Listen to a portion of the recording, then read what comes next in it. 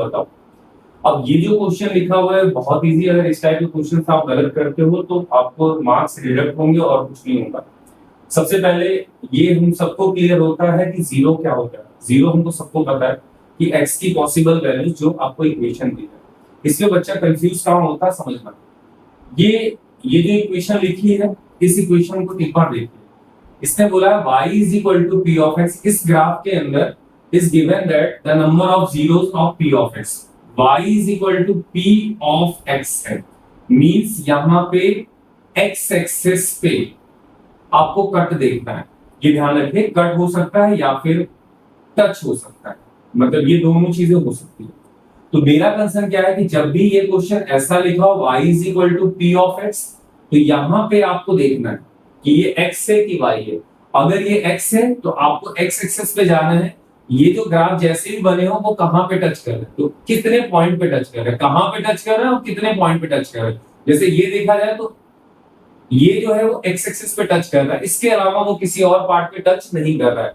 तो y is equal to p of x, मतलब x ये रिप्रेजेंट कर रहा है कि ये जो x रिप्रेजेंट कर रहा है कि ये ग्राफ x एक्सिस पे कितनी बार कट हो रहा है या कितनी बार टच हो रहा है, उतने नंबर ऑफ जीरोस इस ग्राफ के अंदर होंगे। तो यहाँ पे कितनी बार हो रहा है, एक बार हो रहा है। तो अगर आपसे कोई पूछे इसमें कितने जीरोस होंगे तो आप बोलोगे 1। कोई ऑप्शन है? हाँ।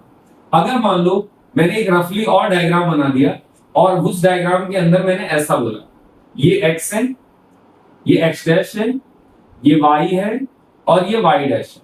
वापस मैंने लिखा y is equal to p of x। तो आपको ये क्लियर हो जाना चाहिए कि ये किसकी बात कर रहा है, x एक्सिस की बात कर रहा है। किसकी? x axis. अब देखो x एक्सिस पे कितने दिख रहे हैं, 1 2 3। तो इसमें नंबर ऑफ जीरोस कितने होंगे, 3 होंगे। एक और देख लीजिए, लगेगा ये दूसरा क्वेश्चन। एक और देख लीजिए, तीसरा। अगर मान लो कोई ग्राफ इस तरीके से बना हुआ है, मान लो इस तरीके से बना हुआ है, ये x है, ये x डैश है, ये y है और ये y डैश है। ठीक है, फिर से क्वेश्चन में लिखा y is equal to p of x। तो x एक्सिस पे देखना है, x एक्सिस कहां देख रहा है, देखो x एक्सिस पे कितनी बार कट हो रहा है। तो आप बोलोगे यार यहाँ पे कट हो रहा है, तो इसके कितने नंबर ऑफ जीरोस होंगे, 1। तो आपको ये चीज पहचाननी, ये चीज आपको पहचाननी। ओके, देखिए इसका दूसरा वेरिएशन क्या है वो भी देखते हैं।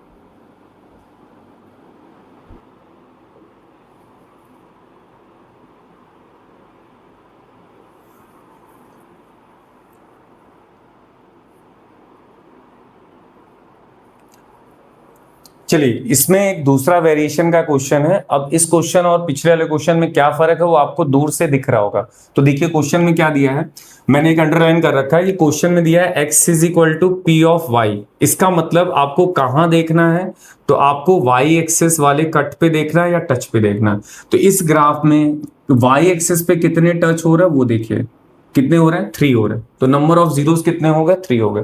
कंसेप्ट ध्यान रखिएगा बहुत, अगर इस टाइप के क्वेश्चन आपसे गलत नहीं होने चाहिए। मान लो एक क्वेश्चन और लिख रहा हूं मैं और ये कुछ ऐसा है, x x dash y y dash, ठीक है, और यहां से एक लाइन हमने खींच दी।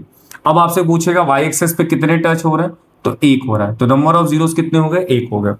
तीसरे केस पे अगर जाओ, अगर मान लो क्वेश्चन लिखा है x is equal to P of y, तो यहां पे अगर मान लो एक ग्राफ और बना लेता हूं मैं, x x डैश y और y डैश, ठीक है, और ग्राफ कुछ इस शेप का बनाता हूं।